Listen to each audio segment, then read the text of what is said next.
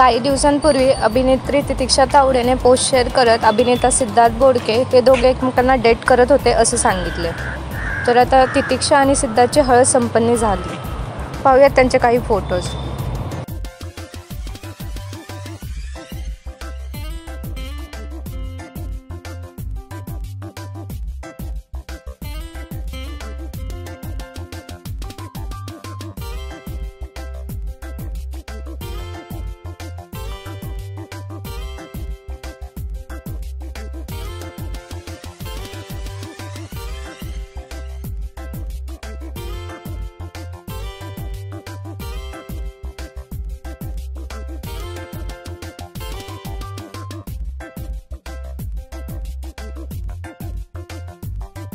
तुम्हाला सिद्धार्थ आणि तितिक्षाची जोडी आवडली का हे आम्हाला कमेंटमध्ये नक्की सांगा।